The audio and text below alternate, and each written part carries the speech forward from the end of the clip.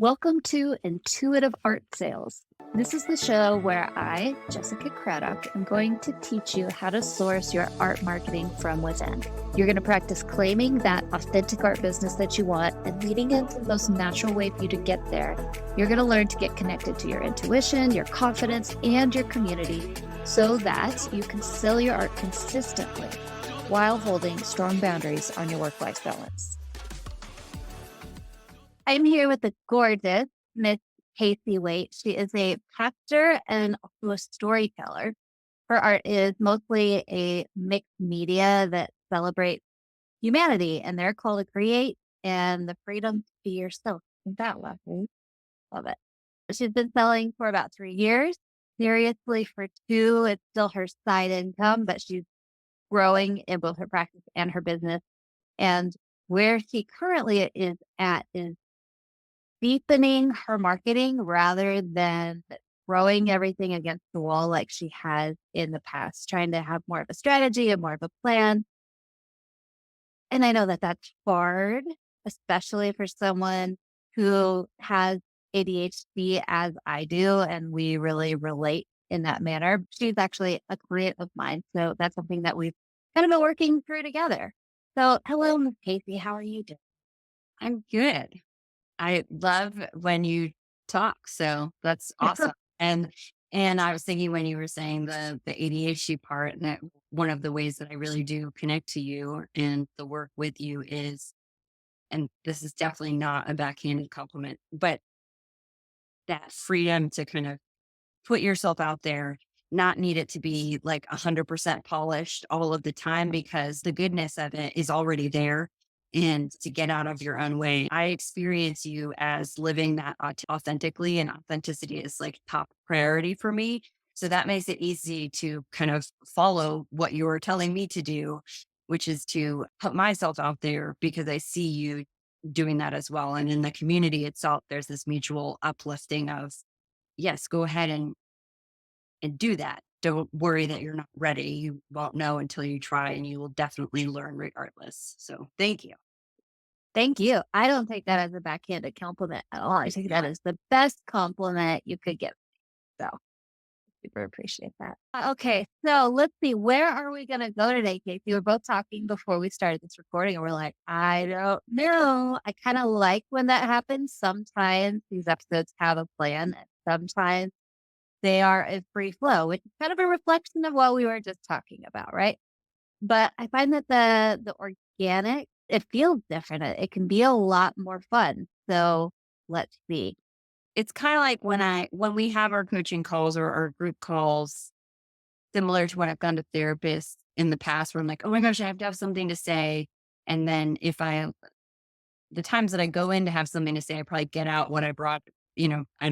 I don't get nearly as much out. So yes, I'm ready. Yeah, that's such a good analogy. I hate going to my therapist with a thing because then I feel like we are confined to that thing.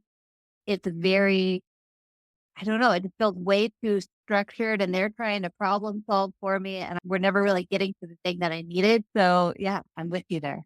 So we were talking in the intro or before the intro about how you are working to deepen your marketing rather than throwing everything against a wall. Can you talk about that for a second? Say, what does that mean to you?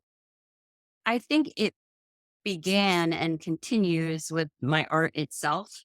I read once that emerging artists will tend to kind of do anything that they can get their hands on to learn more things, and you're a mile wide and an inch deep. But all that is to say, with the marketing, I think especially for somebody like me, with the way that my brain works and how novelty is like a super dopamine thing, Mhm. I could read or buy a new course for every week of the year, watch half of it, and then think, not sure this is the right thing for me, and then start something new. And what I have been encouraged to do through you and the group is to just choose something, just live with who I am and what I have and what I have to offer, and to present that, which actually feels very right to me when I talked about authenticity. Like rather than trying to figure out what other people want, which feels icky to me, sometimes to figure out who I am and how best to say that with the various platforms that I have with which to say it. When I was thinking about coming on here and like you asked the big dream question, it's like, actually, wouldn't it be awesome just to have like somebody that will come in to my house, my studio once a week and be like, what do you need me to take pictures of? What do you need me to do on your website? And maybe even be in charge of responding to email things, not the marketing, not doing the marketing itself, but just the things that tend to get me really hung up psychologically and that I can avoid and really aren't a part of being authentically me, photographing my art or making sure that the right thing is uploaded to the right place on the website. So yeah, I think I would love to make enough income where I could do that and not feel like crap all the time for forgetting things or not flowing through or being unsure about the quality of images, etc. I mean, for anyone that is interested in my art, I am pretty sure that by it. However, it shouldn't be as hard as it is for me. And instead of beat myself up about that, Can I ask you a question? yep, Would you be comfortable sharing numbers on this podcast, or would you rather beat around that bush? yeah. Do you want to explain what you're kind of Sure. So I have this arbitrary, it's not a number I've made up, but I feel like it's a pretty good benchmark. If you're making around $1,500 a month, and when I say 1,500 a month, I mean that as an average. I don't necessarily mean every single month you hit that, where you go a little bit over, a little bit under. It might be 9,000 one month and then 0 and 0 and then 9,000 0 0. But that being said, that benchmark just kind of shows that you're established enough that you know people want to buy what you have. You figured out marketing enough to make that number. And so that's just kind of this cutoff that I've decided, like, there are different actions below that number and above that number. And so Casey was saying earlier that she is hitting that number, maybe even a little bit above that, but not necessarily every month. And it feels, what was the word you used? Precarious. yeah, unless I like really keep pushing that might not continue. I don't know how much of that is lack of faith on my part and how Sure. much of it is reality. But, until right now, I think the last time that we had a conversation, I was feeling fairly insecure because I said, I don't have anything coming on the bend while I'm working on a large commission. So I have something that's going on and that's bringing income. I just sold another big embellished print that is a significant source of income. So it's not, I think I am in a very different position than last year when I was like, oh, I'll try this show and I will do this Christmas, craft fair, even though it's not a fine art fair, so that I can figure out what I should eliminate in terms of types of art sales. And the reality is now that I'm not feeling like I'm not in that insecure place, I don't, because I am a pastor, because I work on Sundays, I have a full time job that I really love and three kids, and I'm a single parent. I have my kids every other week, but I have pockets of time, but I don't have weekends of time to do the kind of things that artists who travel do. So instead of feeling bad for myself around that, what I really like about settling into this other path that I'm going down that we can talk more about if you want, but is that it doesn't really include those shows presented to me, as somebody that was not involved in the art world at all before a couple of years ago. It was like you do tent shows, pop-up shows, whatever, or you find a gallery to represent you. And if you're a beginning artist, generally speaking, you're not finding a gallery to represent you. And the pop-up shows are really hit or miss and very expensive and very time consuming. So to find a different path is scary because it's not one of the two traditional paths, but I think it's also far more realistic for who I am, the time that I have to give, and really the kind of relationships that I already have. I do have the benefit of sort of having a lot of relationships across the country because of the church.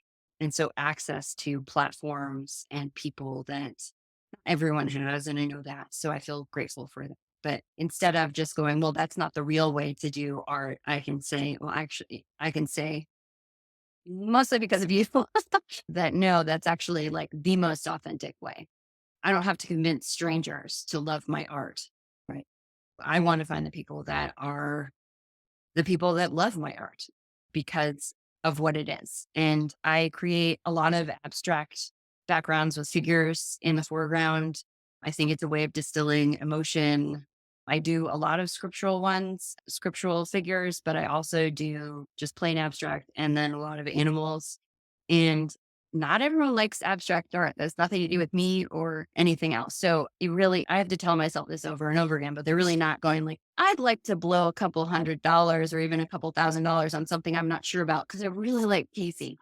Like they're not buying, they feel bad for me, which like it's taken me a long time to figure out. Like you didn't ask me to paint a 6 foot by 8 foot painting because you felt bad for me. It still doesn't make sense in my head, you know. I'm sure that they just felt bad for me. Okay, so there's a couple of different things that I'm hearing. And one is we could go down the what would it actually look like to bring someone in for a couple of hours a week? And how could I make that work? And what would they do? And what would be the most effective? Or we could go down that foundational finding your footing underneath the plan that I already have and that I'm executing and that actually kind of is working, but maybe just in a different way that you thought it might be working in your head and you've never seen it before. So you don't really know how it's going to go, but like finding that solidity and confidence in, okay, this is working. I'm making it move forward. I'm doing the work. Look at me go. Just one feel better than the other. Think because I know myself. The one where I hire somebody feels like the next distraction. It feels like a good idea and something that I should Mhm. consider. But I also feel like it might be more helpful for other people and for myself to just talk about what it's been like to and what it might be like to really get more secure in this foundation. But Yeah. I don't know how much people want to hear about my psychological hangups. I won't go there. I actually would be very willing to bet that any psychological hangup you have is one that Oh, yeah. of the people listening also have. And so that anybody listening knows you did not ask me to say anything nice about you or the group, but I will say that from the group coaching and the individual coaching, like I don't always come with things that I need to talk about, but but there's accountability there, which I don't have if I don't have a coach. Like I really just believe in coaching across the board, about to get one for pastoring. Just you need an objective person to say, where are you? Yeah, I completely agree. I never do not have a coach. Almost. I think there was like a couple of months one time. And coaching has like really blown up. And sometimes I'm like half of my pastor friends have become certified coaches. And sometimes I feel like Oh, rolling my eyes. However, I also feel like a lot of it is women supporting women. And I mhm. think that's a really significant thing. And to poo poo it or whatever is to denigrate the way that women are finding their power and empowering other people through this process. And so I'm here for it, basically. So yeah. Okay, so tell me, actually, could you explain just a little bit about I don't know if we need to dive into the exact framework of what your plan is, but what do you feel like is and isn't working? What is your head telling you, whether it's fact or not? What's happening up there?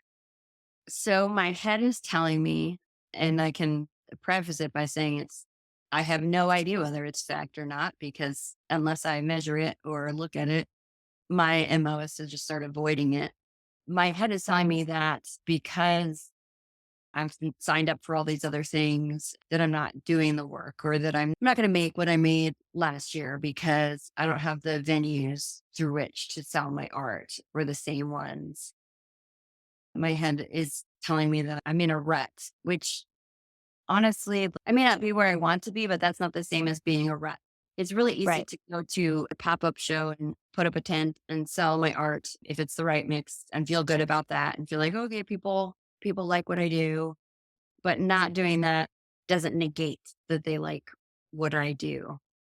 One of the things that we decided to do, or I decided to do with your coaching, was to lean into kind of who I am because I am a pastor. I was very worried about putting people off if I was overtly pastoral in my approach to art because the church turns a lot of people off. And I'm a progressive Christian. We tend to stink about talking about that stuff anyway. But painting is a spiritual practice for me. And I know Mhm. from many of the artists that I know it is for them, regardless of any religious affiliation. And so that's a connection that still gets made. And the reality is, I am who I am, right? So if I try to water that down, it just waters me down. It doesn't really present my full self to people. And I think what people connect to is that authenticity. Okay, So so that's, let's go back yeah, to you said a couple of things. Let's go back to all of them and kind of look at them objectively because when they're in your head, as we talked about this, they're all swirling around and they can say whatever they want and right. there's no real way to make them shut up. So the first thing you said was, I feel like I'm in a rut. And then you real quickly went back and said, well, I know I'm not, but your head is telling you you're in a rut. Yeah. Why are you in a rut? No, I think it's because I don't know where I'm going. Yeah, So okay. not knowing where you're going, I know that that does not necessarily mean you're in a rut. It could just mean I don't know what's three steps down the line. And part of the intuitive model is not necessarily knowing. And that's scary. But do you really not know it? I know it's next. We already talked about it. Yeah. So creating my own solo show and solo shows is what's next. I have to finish this commission, but then after that, I'll be working on a series that I have planned out. And also, I've done a series for the last church season. So I got a lot more exposure through that, creating videos of my painting process along with scripture and devotional. And that felt like a really different way of approaching my art, which I've really tried to separate. Hmm. I don't think anyone's unfollowed me. I don't really know. I like it's been fine. And I Okay, think wait, it's wait. Stop for a second. yeah. You said, well, I'm going to create a solo show about the last series that I just made that I think people responded to. I'm not really sure. And then probably I'd like to do other shows after that. And I have this series planned out and I need to finish the commission. I just love reflecting back to you. You just gave yourself every single answer, I think, about what's next. What's missing from there? I think the communication piece of it, like the details of where, when, how. I know the why, which is a big thing, right? Like knowing the why. But taking it from like the safety of my studio and the safety of my heart in my head and putting it out there is scary. So it's not really about being in a rut or knowing what's next. It's scary to put it out there. All these weird little fears that we all have hide under so many layers. I was just talking to someone who I've been talking to for like 5 years on Instagram, and she was telling me this beautiful story about her daughter and how she broke her leg. And just the way she said it was gorgeous. I was like, you really need to share that with other people. Like, I loved listening to you tell that story. And she said, well, I don't know how. I said, you know what? I doubt that's true. The how is never the hard part. The how is really the easy. It's all the things that you think are going to come from doing that how that keep you from actually doing it, but it gets disguised in your head as I don't know how. So you could just take some B-roll and narrate a reel and it's done. But how does that fit into my overall scheme? And what is the strategy? And what if I'm not selling out right now? And blah, blah, blah, blah, blah, blah, blah. I just wanted to say that because it's such a common way of not knowing what the real problem is. And you can't solve the real problem if you don't know. So we're not in a rut. Okay. Can we agree on that? Yes. Okay. Next thing, not going to make what I made last year. I'm not going to ask you for particular numbers, and maybe you don't know, but you should know because we It would be talked a lot very about this. difficult for me not to make what I made last year because I had that giant commission in January. So, and then this one on top of it. So I've already made probably over 50% of what I made last year. Okay, so let's just shoot that one in the foot, right? Okay, that one's done. You said I'm worried about being pastoral in my approach to art, that it's going to come off wrong or people going to feel weird about it. Since the last series that you did was about Lent and your particular brand of messaging around that, how have you felt like it's been received? I spent so much time on creating these videos. By the way, I used Descript and it was very helpful. We Um, love the script. I spent so much time on that because my computer is slow as molasses. So using Final Cut Pro and just all this stuff, it just took so much.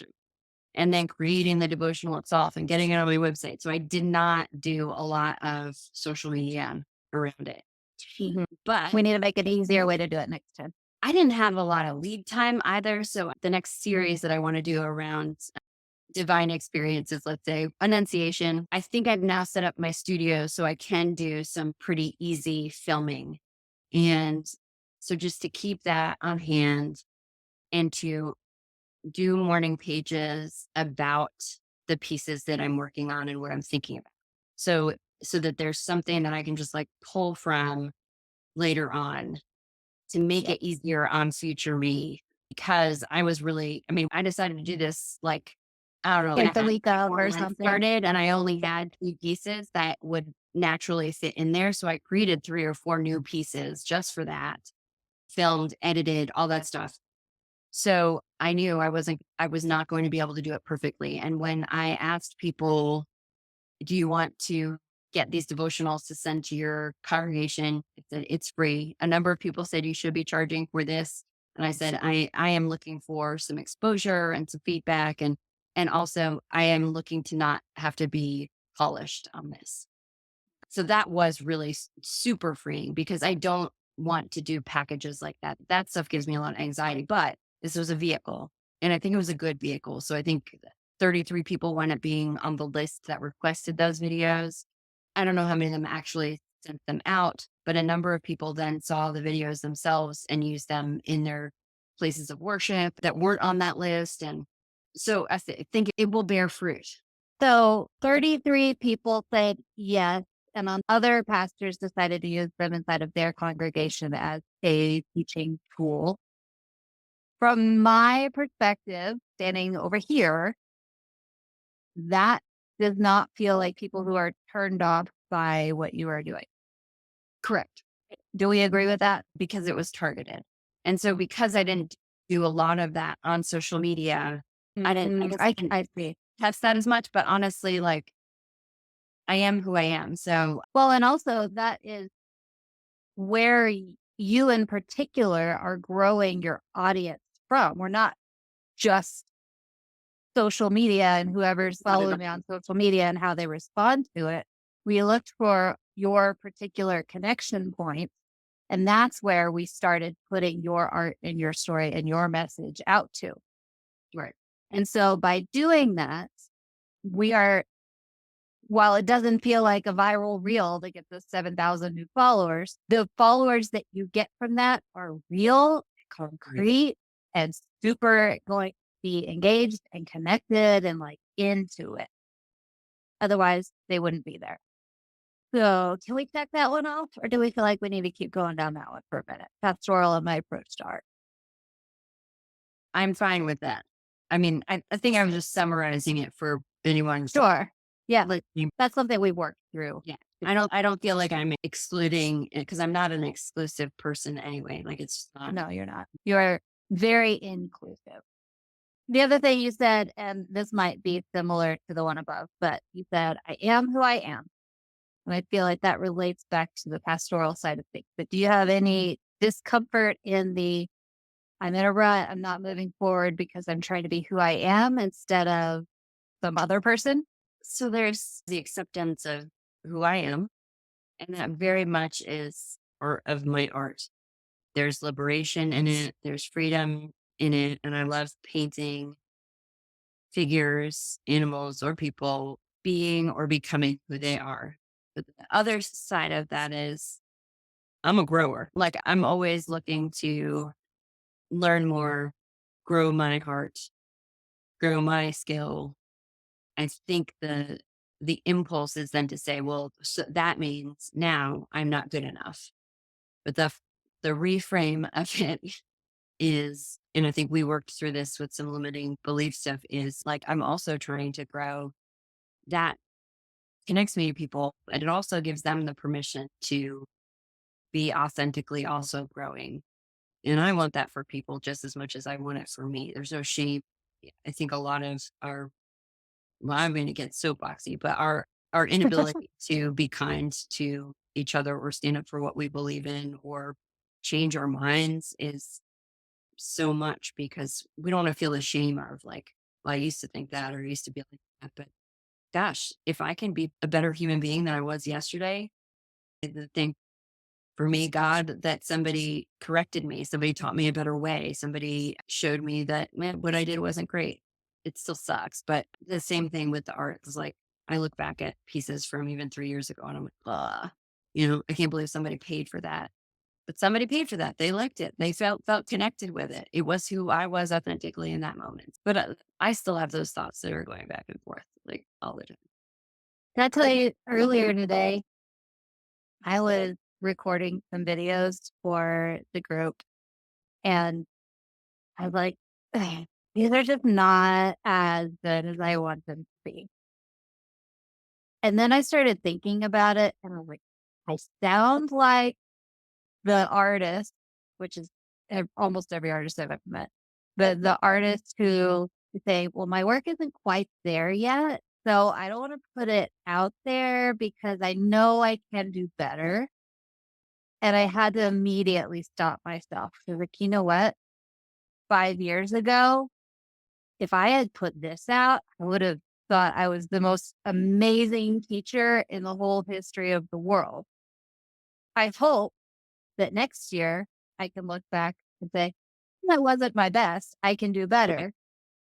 But from a place of looking back instead of beating myself up about where I'm at today.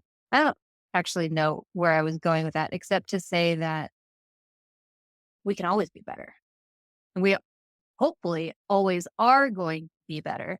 And if you put something out that's not as good as you're going to be, good. Because if you don't put that out, you're never going to put anything out because you're never going to be as good as you can be. Right. I think art is also such a vulnerability to put something that you love out into the world and to never feel like it's finished, but also to know that people are going to look at it and go, "Ugh, I don't like that because it's not for them."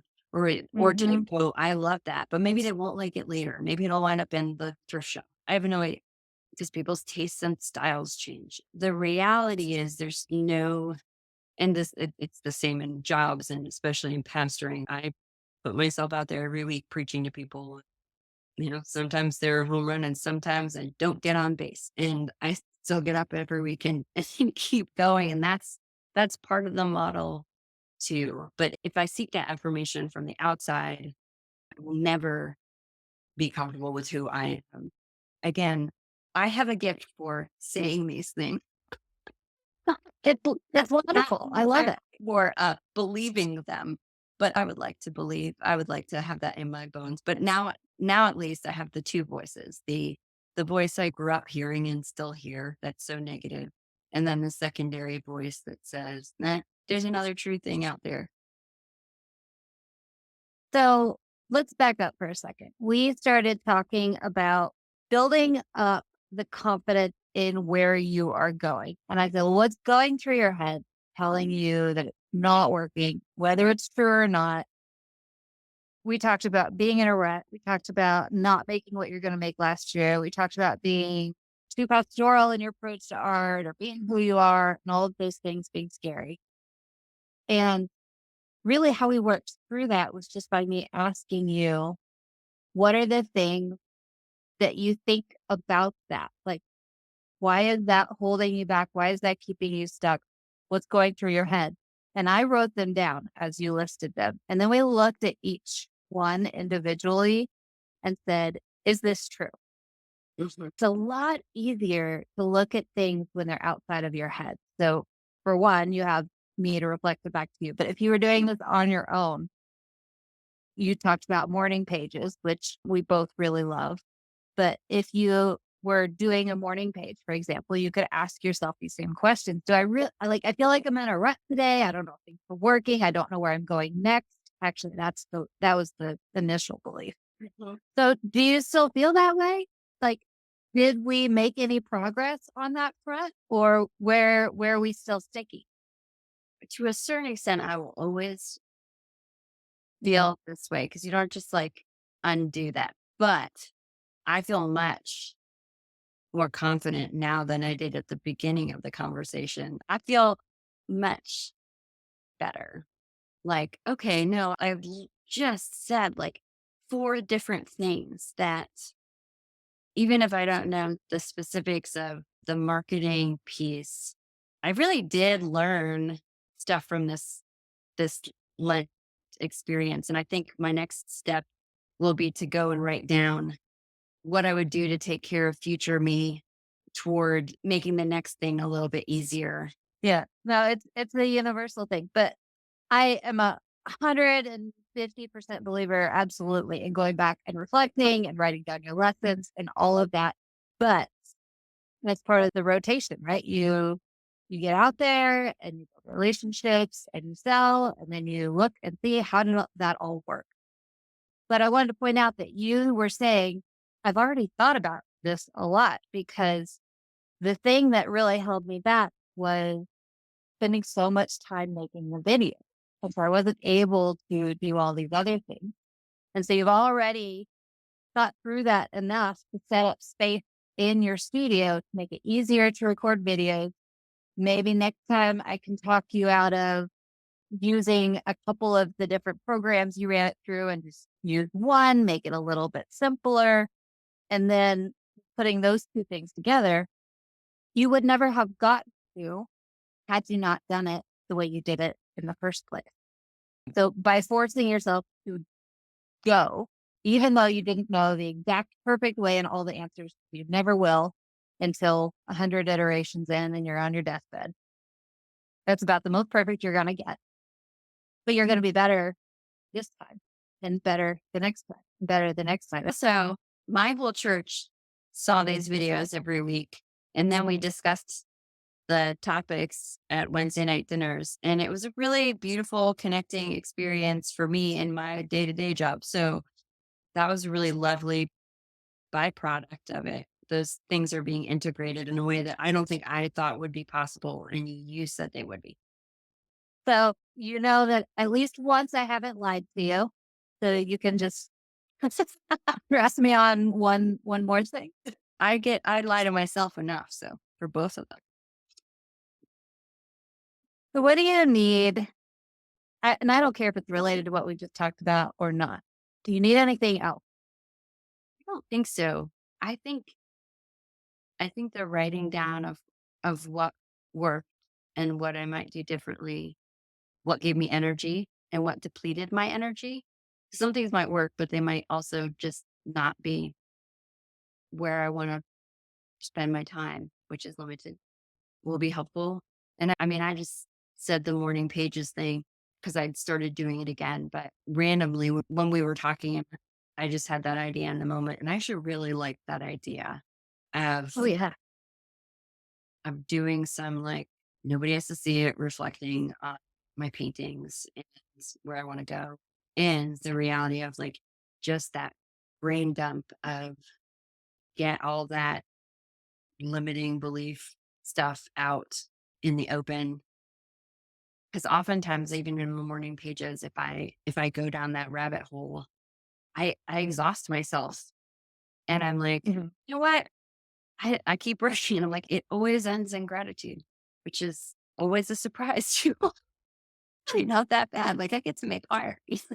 If you get to paint, if you get to do something that you love, that's pretty darn fantastic. What this all boils down to, and I think this is again true for everyone, but it's that every day you are in one moment, and that is all that is there, and that is all that you know for sure is what is happening at that very moment in time.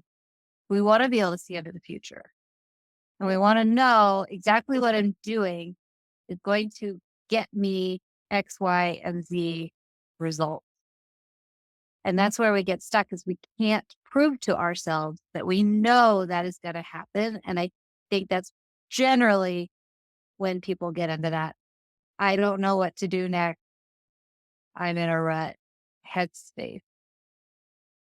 But I think the most important thing that you could do is one, like you said, clear as much of that out as you can so that you can be present. And then know, and this is not something I'm going to be able to explain in just a little bit. There's another podcast episode that will be coming out about it. But what are the most important things for me to be working on to be creating more connections, be making the art, finding the most aligned way to market it for me, and also to be giving some time and inspiration, space, and creativity back to myself. And if you can purposefully every day spend time on those things, it's inevitable that you're going to get there. I can't give you the exact time frame and I can't say exactly what the path is going to look like. But if you're taking those aligned actions, which you are, they're going to work. And it almost then becomes just about trust, which is It is. It's supposed to be one of the things I'm actually, good at and teach people about. Mhm. Doing it for yourself is difficult. But yes, I think that's where it boils down to the joy of just getting to do it in the first place. It's real and it's authentic. It's just a better way to build. So, last thing I'll leave you with is take that number that you made last year, whatever it is. Let's pretend it's $12,000. Okay. So if you made $12,000 last year, what is I almost don't even really like setting goals, but I feel like in this particular case, it's going to be more helpful than detrimental. What if we said, I'm going to make 50% more? Because I feel like that's realistic for you. If you made 12 and next year we're aiming for 18, that doesn't feel like a sexy jump. But then maybe next year we've made 18 and we're going to have 50% that. And then we're looking at 30. And then after that, we're looking at 45. And you're probably going to blow that out of the water one of those years or all of those years. But it takes so much pressure off that then you're able to take a lot more action. Yeah. And I don't know if the switching my tactic piece makes it delay a little bit or not, but I'm comfortable with aiming. I mean, I'm certainly aiming for more. I'm investing more in my business, obviously working with you Mhm. and in other ways. This is about taking the pressure off of yourself. So by setting my example goal, Reasonable. $18,000 instead of 12, that has nothing to do with how much money you're going to make. That has to do with how fast do you think things are supposed to work? Okay. Does that make sense? Yeah. So if you are interested, if you love some of the things that Casey had to say and you felt like this connection to her based on those things, where might they find your art? Miss Casey, where would you like them to go? At Casey Wait Art. So it's CASEYWAITART on Instagram or TikTok. Don't bother with Twitter. And then it's just CaseyWaitArt.com. But I'm better at responding Instagram probably than anything else. So Instagram. And then if you want to check it out more, you can check out the website. What if actually they're interested in your theories about lit and that? I don't remember how to get that. For now, it's at my link in bio. It's the first thing. It'll stay there for a little while. And it's also at my website /Lent. But you can see it in the menu. All right, Miss Casey, thank you so much. I appreciate you as always. I appreciate you. Bam. Thank you so much for listening to this episode. If you haven't yet, be sure to hit subscribe so that you can get new episodes loaded straight onto your phone as soon as they're ready. And as an added bonus, when you subscribe, it helps other artists find this advice so we can learn how to make our art more valuable as a community. What could be better than that? And be sure to say hello and let me know you've been listening over on Instagram. My handle is @ArtistMarketCo. I would love to hear from you.